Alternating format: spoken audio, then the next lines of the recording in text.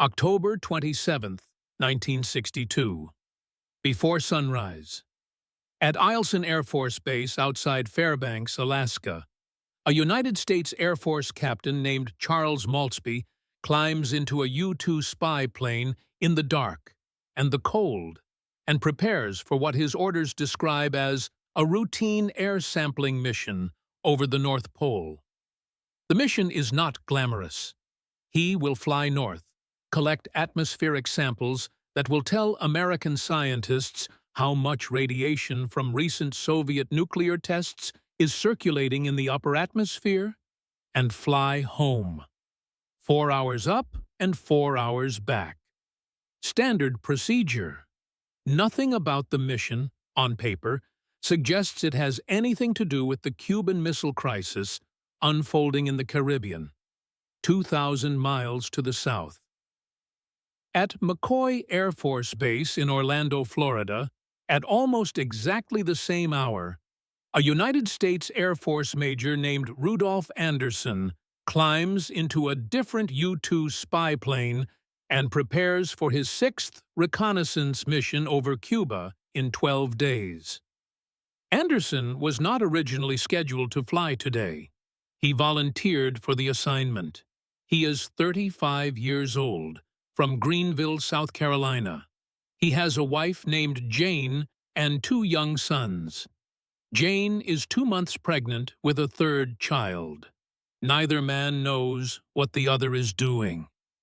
Neither man knows that the day they are beginning will be called, by every historian who studies it afterward, the most dangerous 24 hours in the history of the world.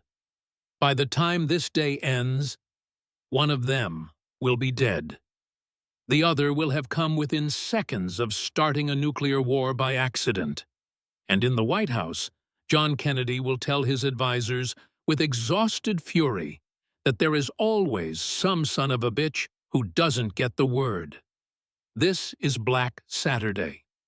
To understand Black Saturday, you have to understand what October 27, 1962 looked like from inside the Kennedy White House, not from the historical distance of 60 years, where we know how it ended, but from inside the room, where nobody knew. The crisis had been running for 12 days. Kennedy had gone on national television on October 22nd and told the American people that the Soviet Union had installed nuclear missiles in Cuba, 90 miles from Florida, capable of reaching Washington, New York, and most of the American Southeast in minutes. He had announced a naval quarantine of the island. He had told Khrushchev, in language that left no ambiguity, that the missiles had to be removed. For 12 days, the 2 most powerful men in the world had been circling each other in a diplomatic confrontation that both understood could end in the destruction of their countries. The American military was at DEFCON 2, 1 level below actual nuclear war, a state of readiness that the Strategic Air Command had never reached before and has not reached since. More than 100,000 American troops were staged in Florida, preparing for an invasion of Cuba that the Joint Chiefs had been urging for days. The Navy had submarines and destroyers surrounding the island. B-52 bombers armed with nuclear weapons were in the air around the clock, circling holding patterns over the Atlantic, waiting for orders that everyone prayed would not come. By the morning of October 27th, there had been a glimmer of hope. On the previous evening, a letter had arrived from Khrushchev that seemed to offer a way out, and offered to remove the missiles from Cuba in exchange for an American pledge not to invade the island. Kennedy and his advisors had stayed up late, drafting a careful response, trying to thread the diplomatic needle between accepting the offer and appearing to capitulate. The room had been cautiously hopeful, not optimistic, but hopeful. And then the morning brought new messages from Moscow that seemed to add a new demand, the removal of American Jupiter missiles from Turkey, and the hope faded, and the room got tense again. And by the time the sun was fully up over Washington on October 27th, nobody in the White House knew whether they were moving toward resolution or toward catastrophe. The feeling, as one participant later described it, was of standing at the edge of something with no clear sense of which way you were about to fall. Rudolf Anderson took off from McCoy Air Force Base at 9:10 in the morning, local time. He had flown 5 previous missions over Cuba during the crisis, photographing the Soviet missile sites with the extraordinary cameras in his U-2's belly, providing Kennedy with the intelligence he needed to know exactly what the Soviets had and where it was. These missions were dangerous by definition. The U-2 was unarmed and flew alone at 72,000 feet, relying on altitude for protection, since no Soviet aircraft or missile at the time could reliably reach it. But in the 12 days since the crisis began, none of the U-2s over Cuba had been fired upon.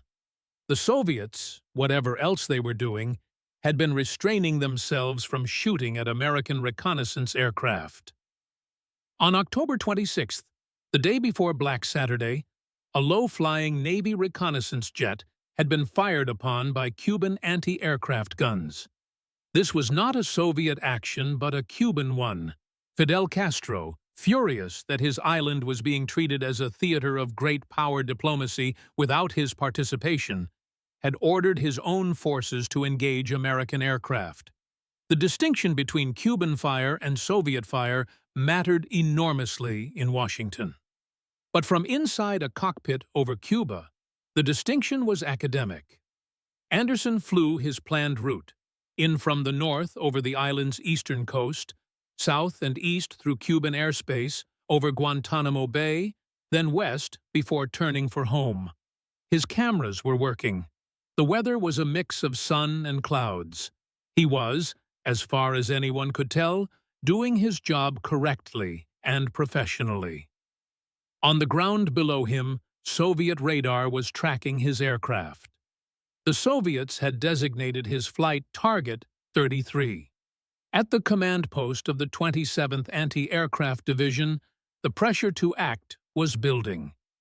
The Soviet SA-2 surface-to-air missile sites had been operational for weeks, ready to engage targets at altitude, but had been under strict orders from Moscow not to fire. Castro had been demanding, the previous day, that the Soviets activate their air defenses and shoot down the American intruders.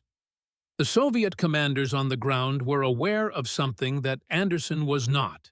He was flying directly over a position where Soviet cruise missiles with nuclear warheads were deployed in secret. Weapons that had not yet been detected by American intelligence. Weapons that would reveal a Soviet nuclear capability on the island far beyond what Kennedy knew about. The Soviet generals on the ground feared that Anderson's cameras were at that moment photographing those missiles, and that within hours Kennedy would know about them. The overall Soviet commander in Cuba, General Pliev, was incapacitated, ill, possibly hospitalized, unreachable. His 2 deputies, Generals Garbus and Grechko, conferred. Moscow had ordered no firing on American aircraft, but Moscow was not here.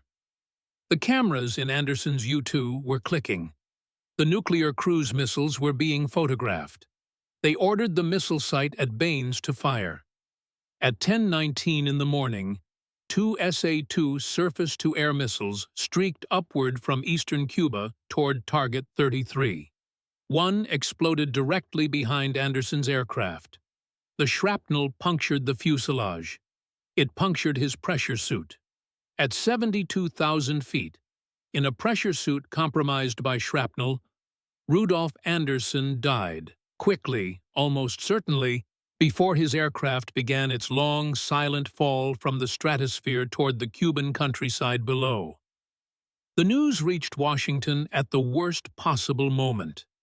Kennedy was in the middle of an ExComm meeting, the Executive Committee of the National Security Council. The small group of advisors who had been managing the crisis around the clock for 12 days. Secretary of Defense Robert McNamara walked in and interrupted the discussion. "The U-2 was shot down," he said. Kennedy responded as if he had not heard correctly. "A U-2 was shot down?" His brother Robert, the Attorney General, asked if the pilot had been killed. General Maxwell Taylor, chairman of the Joint Chiefs, answered, "The pilot's body is in the plane." Kennedy absorbed this information in silence. Then, "Well, this is much more of an escalation by them, isn't it?" It was not quite a question. McNamara agreed. Yes, exactly. The room understood what this meant. An American aircraft had been shot down. An American pilot was dead. The Joint Chiefs had been arguing for days that any attack on a U-2 should be met with immediate airstrikes against the SAM site that fired. Kennedy had agreed to this earlier in the crisis. The logic was clear.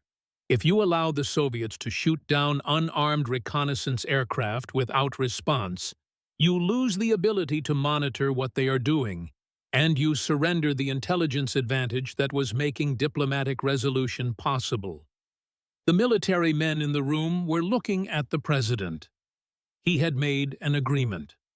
An American had been killed. The logic of the situation and the prior commitment pointed toward airstrikes on Cuba, airstrikes that every person in that room understood could trigger a Soviet military response, which could trigger an American response, which could trigger what nobody in that room wanted to think about directly, but which was present in the room as the unspoken consequence of every decision they made. Kennedy held. He did not order the airstrikes. He told his advisers that he thought the decision to fire on Anderson's aircraft had been made locally, without authorization from Khrushchev, a judgment that, as we now know from declassified Russian documents, was entirely correct, but which Kennedy had no way to verify in the moment. He was operating on instinct and on his own reading of Khrushchev's character, which told him that the Soviet leader had not ordered this escalation and might not even know it had happened. He chose to treat it as a local action rather than a strategic one, to absorb the provocation without response, and to continue looking for the diplomatic exit that he could feel narrowing around him. It was, in the specific circumstances of October 27, 1962, one of the most consequential acts of restraint in American presidential history. While Kennedy was making this decision in Washington, something was happening in the sky above Alaska that nobody in the White House knew about yet. Captain Charles Maultsby had reached the North Pole at around midnight, local Alaska time. He collected his air samples. He turned his aircraft around for the long flight home. And somewhere in that turn, in the darkness and the magnetic chaos near the pole where compasses become unreliable and the usual navigational reference points disappear, something went wrong. The northern lights were exceptionally bright that night, a solar storm that produced aurora borealis of unusual intensity, filling the polar sky with curtains of green and violet light that were beautiful and disorienting in equal measure. Maultsby was navigating by the stars, using a device called a star tracker that allowed him to take positional readings from specific constellations. But the aurora was interfering with his instruments and with his visual reference. He made a mistake, a small navigational error, the kind that compounds over hundreds of miles of open ocean. And instead of turning southeast toward Alaska, he turned southwest toward the Soviet Union. He did not know this. He was flying in the dark, in near silence, at 70,000 feet over what he believed was the open ocean between the North Pole and Alaska. The aurora rippled below him. He was, by his own account, one of the few humans alive who had ever seen the northern lights from above, looking down at them rather than up. He thought he was going home. The first sign that something was wrong came when he began picking up faint signals from Soviet radio stations on his receiver, when American stations should have been getting stronger. He looked out the small window of his pressurized helmet and saw, in the darkness below him, the condensation trails of jet aircraft climbing toward him. He was a former member of the Air Force Thunderbirds flight demonstration team. He understood exactly what he was looking at. Soviet MiG-19 fighters from two different airfields in the Chukotka region of eastern Siberia had scrambled to intercept him. Their orders were to shoot down the intruding spy plane. Maultsby's U-2 was unarmed. He was alone. He was, by this point, somewhere over the Chukotka Peninsula, a heavily militarized region of Soviet territory packed with radar stations, missile sites, and air bases. He was also, as he now realized with the specific clarity that comes from seeing enemy fighters climbing toward you, approximately 1,000 miles off course. He broadcast a mayday on his emergency frequency. Nobody answered. The same solar storm that had produced the aurora was disrupting his radio communications. He could receive fragments of American broadcasts, but could not transmit effectively. He was unreachable, lost, over Soviet territory, with Soviet fighters below him and no fuel to spare for the evasive maneuvering that might keep him alive. What happened next, 3,500 miles away in Nebraska, at the Strategic Air Command Operations Center, was that American radar operators who were monitoring Soviet air defense communications saw the MiG scramble. They saw exactly what was happening. They tracked both Maultsby and the Soviet fighters. And they could not tell Maultsby any of this, because doing so would have revealed the existence and capability of the American Signals Intelligence Program that was intercepting Soviet air defense communications, a program so secret that protecting it was judged worth the risk of leaving one of their own pilots in the dark about his situation.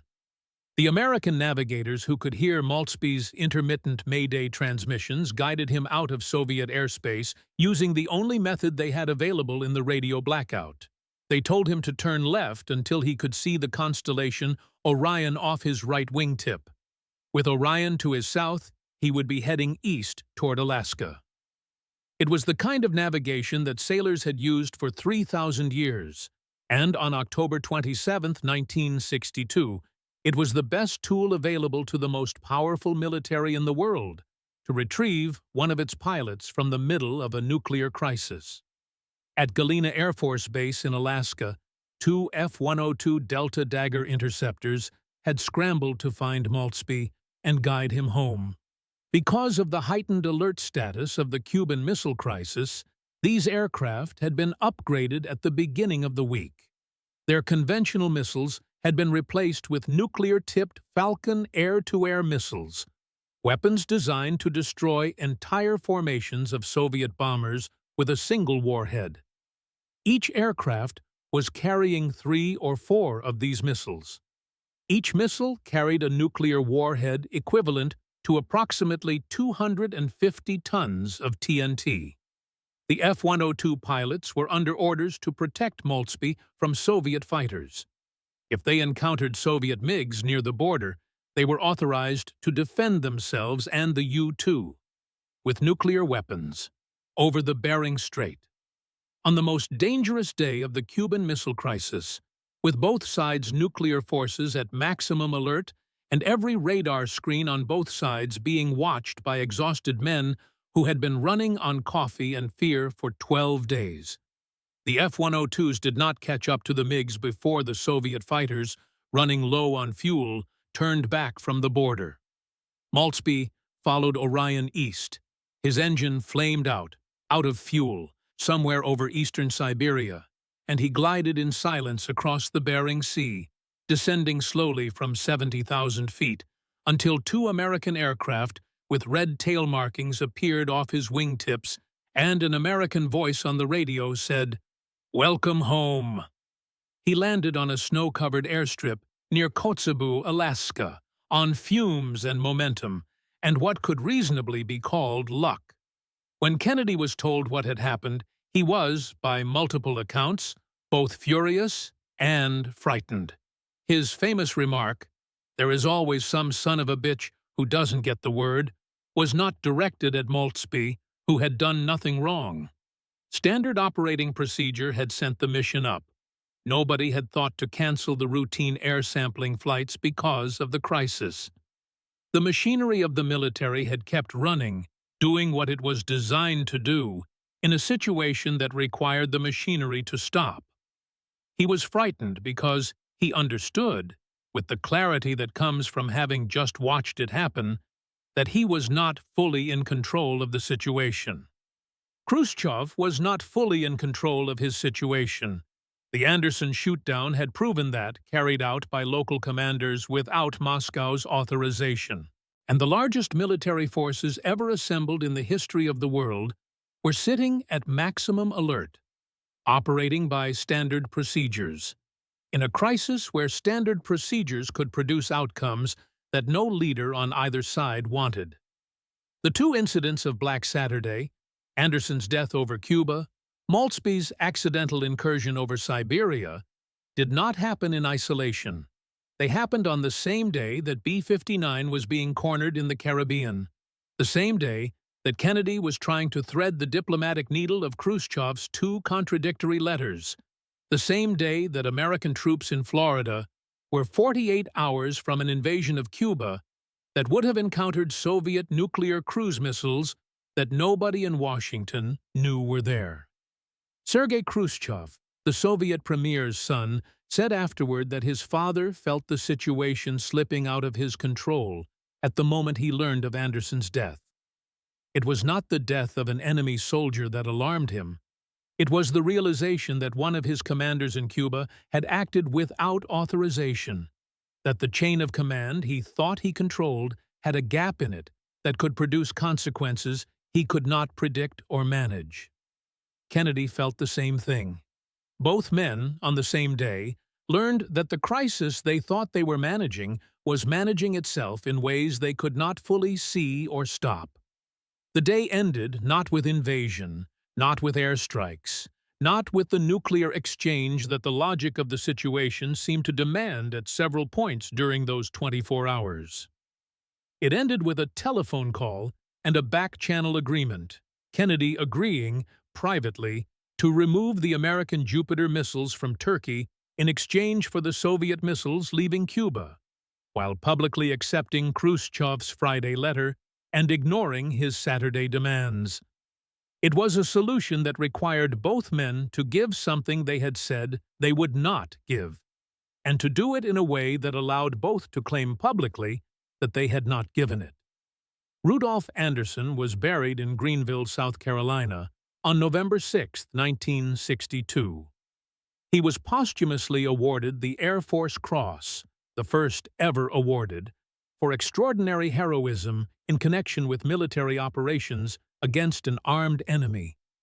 He was 35 years old. His wife Jane was still pregnant with their third child, a daughter he would never see. Kennedy wrote to Jane Anderson personally.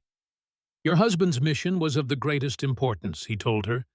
When he learned that Anderson had two young sons and a pregnant wife, he said to his advisors, he had a boy about the same age as John. It was the most personal thing anyone said in the ex-com meetings during those 13 days, a moment when the abstraction of nuclear strategy dissolved into the specific, irreducible fact of a man who had a family and was not coming home. What Black Saturday revealed, more starkly than any other day of the Cold War, was the gap between the world that the leaders thought they were managing and the world that was actually happening. Kennedy thought he was managing a diplomatic confrontation with Khrushchev. He was also managing a situation in which local Soviet commanders in Cuba were making independent decisions about firing on American aircraft, in which an American pilot was accidentally over Soviet territory with nuclear-armed American fighters scrambling to intercept Soviet fighters that were trying to shoot him down, in which a Soviet submarine in the Caribbean was being pressured toward a nuclear torpedo decision, in which both sides were conducting atmospheric nuclear tests on the same day, because standard operating procedure said they were scheduled and nobody had thought to cancel them. The declassified record of Black Saturday is a document of cascading contingency, of how many things happened simultaneously, how many of them could have gone differently, how many of them were unknown to the people who were supposed to be in charge. The American radar operators who tracked Maultsby over Siberia could not tell him what they knew. Kennedy did not know about the nuclear cruise missiles near Guantanamo that had partly motivated the Anderson shootdown. Khrushchev did not know that his commanders had fired on a U-2 until after it had already happened. The most powerful leaders on Earth, surrounded by the most sophisticated intelligence and communications technology of their era, were operating in a fog that was only slightly less thick than the fog that had always surrounded war. The Cuban Missile Crisis is remembered as a triumph of rational leadership, two careful men stepping back from the brink. That memory is not wrong. Kennedy and Khrushchev both made choices that required genuine courage and genuine restraint. But the full picture, the one that the declassified documents reveal, is more complicated and, in some ways, more disturbing. The crisis was resolved not only because of the wisdom at the top, but because of dozens of decisions made by people much further down the chain of command. An American president who held when his own military was telling him to strike, a Soviet general's deputies who could have shot down Maultsby and did not, American F-102 pilots who were within seconds of using nuclear missiles and were spared that decision when the MiGs turned back, a submarine officer named Arkhipov who said no in a steel tube at the bottom of the Caribbean. History records the men at the top. The full story is about everyone else. Rudolf Anderson is the only American combat death of the Cuban Missile Crisis. His name is on a memorial in Greenville, South Carolina, surrounded by granite slabs that describe, day by day, the 13 days came so close to ending everything. Most of the people who visit that memorial do not know his name before they arrive. They leave knowing it. Chuck Maultsby lived. He went on flying. He never spoke publicly about what happened over Siberia on October 27, 1962, because the mission remained classified for decades. When it was finally declassified, he gave a handful of interviews and described the experience with the specific understatement of a man who had processed something enormous and decided that living normally on the other side of it was the only response that made sense. He said that when he saw the two American fighters with red tails appear off his wingtips over the Bering Sea, it was the most beautiful sight he had ever seen in his life. Thank you for being here for this story. Black Saturday is the day the Cuban Missile Crisis came closest to becoming something else, and the day that reveals most clearly how many people and how many decisions stood between where the world was and where it could have gone. We owe something to Rudolf Anderson, who died doing his job. We owe something to Chuck Maultsby, who got lost and got home. We owe something to the unknown American radar operators in Nebraska, who guided a lost pilot out of Soviet airspace by telling him to find a constellation. And we owe something to Kennedy, who held on a day when every institutional pressure was pointing toward escalation, and who was right.